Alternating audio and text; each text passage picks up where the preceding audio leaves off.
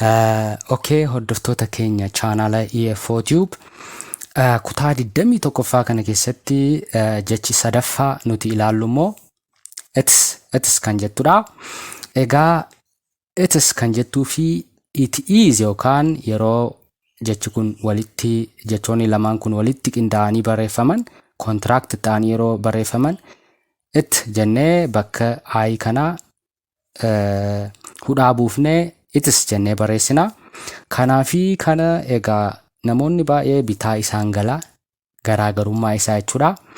Yeroo faranjoonni dubbatan illee xiqqoo gargar baafachuu dadhabuu namoonni Ingiliffa eegalanii kutaa kana booda garuu bitaa isin galu jedhee tan abdadhaa akka sirriitti isinii galee gargar baafattanii himoota garaagaraa keessatti fayyadamtaniif sirriittan isinii ibsa jechuudha. Isheen hudhaa hin qabne kun maal jechuudha? Kan wantichaa. Egaa amma lakkoofsa 61ffaa irratti jecha it jedhu ilaallee turre hiikaa isaa waliin wanticha akka jechuuti. Jecha it jettu yeroo gara afaan Oromootti hiiknu wanticha. It is jechuu walumaa galatti wanticha akka jechuuti. Yeroo jecha kana immoo walitti finnee yookaan contract goonee barreessinu it ergii jennee booda I kana yookaan I kana dhiifnee hudhaa goonee saa itti daballaa. Itis jennee pronounce goona. Is jennee pronounce goona. Ishee hudhaa hin qabne kanas is jennee dubbisnaa. Garuu garaagarummaa guddaa qabu walitti hin dhufanii maal jechuudha? Kan hudhaa hin qabne kun itis kan jettu kun kan wantichaa yookaan kan meeshaa sanaa akka jechuuti. Abbaa qabeenyummaa meeshaa sanaa ibsiti isheen kuni. Garuu it's kan jettuu fi hudhaa kan qabdu kun yookaan it is kan jettu kun maal jechuudha? Wanticha akka jechuudha malee lamaan kun baay'ee wal hin fakkaatanii garaagaradha jechuudha. Namoonni baay'ee kanneen adda baasanii hubachuu irratti xiqqoo namoonni Ingiliffa eegalan rakkootu jira. Kana booda immoo isin adda baafattanii itti fayyadamuu qabdu. Egaa kanneen lamaan jechi it jedhu kana dura akkuma isinitti hime wantoota qeenxee ta'aniif itti fayyadamna. Itis yoo jettan wantoota qeenxeedhaaf itti fayyadamuu qabdu. It is yoo jettanis wantoota qeenxeedhaaf itti fayyadamuu qabdu jechuudha. Lamaan isaanii kan wantichaa fi wanticha yeroo jennu wanta qeenxee ta'eef qofa itti fayyadamuu qabdu jechuudha. Mee garaagarummaan jechoota lamaan kanaa akka sirriitti isinii galuuf himoota fudhadheetan isinii ibsaa. Fakkeenyaaf namni tokko bilbila iPhone tokko bitateeraa jennu yookaan hiriyyaan keessan tokko bilbila iPhone 13 yookaan iPhone 13 kan jedhu bitateera yoo ta'e isin bilbilli ati bitatte bilbila akkamiiti? Bilbilli ati bitatte bilbila akkamiiti jettanii yoo gaafattan hiriyyaa keessaniin maal isiniin jechuu danda'a? It is iPhone 13 yookaan iPhone 13 isiniin jechuu danda'a. Kun immoo maal jechuudha? Jechi it yookaan it is yeroo xiqqaattu it is taati. Isheen kun maal bakka buuti? Bilbila sana bakka buuti. It is iPhone 13 jechuun kun moodela bilbila sanaati. Bilbila akkamii bitatte? Bilbila iPhone 13. Isheen it is jettu kun bilbila sana bakka buuti. Garuu fakkeenyaaf yeroo halluu bilbila sanaa gaafachuu barbaannu kan hudhaa hin qabne fayyadamna. Maaliif? Kan wantichaa. Waa'ee meeshaa sanaa yoo dubbachuu barbaanne it kan jedhu fayyadamna yookaan it is kan jedhu fayyadamna. Garuu wanta meeshaan sun qabu fakkeenyaaf color halluun bilbila sanaa kan bilbilichaati kan wantichaa kan hudhaa hin qabne jechuudha. Fakkeenyaaf it is price is jennee yoo eegalle price jechuun maallaqa inni ittiin bitame yookaan gatii akka jechuuti. Price jechuun gatiidha. Waa'ee gatii bilbila sanaa yoo kan gaafannu taate kan bilbilichaati malee bilbila sana miti. Gatii isaa akka jechuuti kan wantichaa. Storage yookaan hagam kuufachuu danda'a? GB meeqa qaba? Gigabyte jechuudha. Gigabytein isaa meeqa?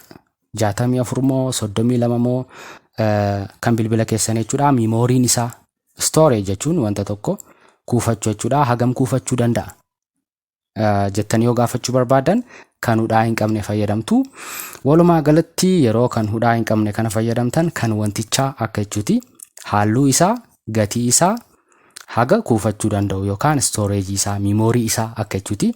Bilbilli kophaatti ni jira. Halluu isaa, price yookaan gatii isaa, storage, memory isaa akka jechuuti kan wantichaa. Garuu waa'ee wantichaa, waa'ee bilbila sanaa yoo haasa'uu barbaanne kan hudhaa qabdu kana fayyadamna jechuudha. Fakkeenyaaf karaa salphaa akka isinii galuuf mee hima salphaa tokko fudhadheetan isiniif ibsa. Mana tokko fuuldura keessan jira haa jennu. Manni tokko fuuldura keessan jira. Hiriyaa keessan wajjin haasa'aa jirtu haa jennu. Manni kun kan eenyuuti? Manni kun kan eenyuuti jedhee hiriyaan keessan yoo isin gaafate itis kanneen lamaan keessaa kana lamaan adda baafachuu qabdu. Wantoota qeenxee ta'aniif kan itti fayyadamnudha. Isheen kun wanticha, isheen lammaffaarra jirtu kun wanticha jechuudha. Isheen jalqabaa kun immoo kan wantichaa, kan jedhu qabda jechuudha, kan wantichaa. Fakkeenyaaf manni kun kan eenyuuti yoo isin jedhe hiriyaan keessan kan kooti yoo jechuu barbaadan kan hudhaa qabuu fayyadamtu jechuudha. It is kan jedhu fayyadamtu. Yeroo kana ammoo walitti qabdanii contract gootanii barreessan. Bakka ai kana hudhaa gootanii barreessuu ni dandeessu. It is mine jechuun kan kooti. Maaltu? Manni. Waa'ee manaa dubbannaa yeroo ishee kana fayyadamnu. Fakkeenyaaf hiriyaan keenya bal'ina isaa, size, bal'ina mana nuti qabnu sana yoo nu gaafachuu barbaade kan hudhaa hin qabne fayyadama. Maaliif? Bal'inni sun kan eenyuti? Kan manichaati malee waa'ee manichaa dubbachaa hin jirru. It is sizes jennee bal'ina isaa dubbannaa. Bal'ina isaa bakka kana buusnee dubbanna jechuudha. Bal'ina mana sanaa malee waa'ee mana sanaa dubbachaa hin jirru. Fakkeenyaaf halluu, color, halluu isaa yoo dubbachuu barbaanne halluun sun kan eenyuti? Kan manichaati. Kan jedhu yoo dubbachuu barbaanne yookaan kan wantichaa yeroo jechuu barbaanne hudhaa kan hin qabne fayyadamna. Garuu waa'ee mana sanaa yoo dubbachuu barbaanne it yookaan wanticha, it is kan jedhu yookaan wanticha kan jedhu fayyadamna jechuudha. It is color is halluun isaa isaati malee kun waa'ee isaa miti jechuudha. Fakkeenyaaf it is door is balbala, door jechuun balbaladha. Waa'ee balbala sanaa, balbala manichaa haasa'aa jirra malee waa'ee mana sanaa haasa'aa hin jiru jechuudha.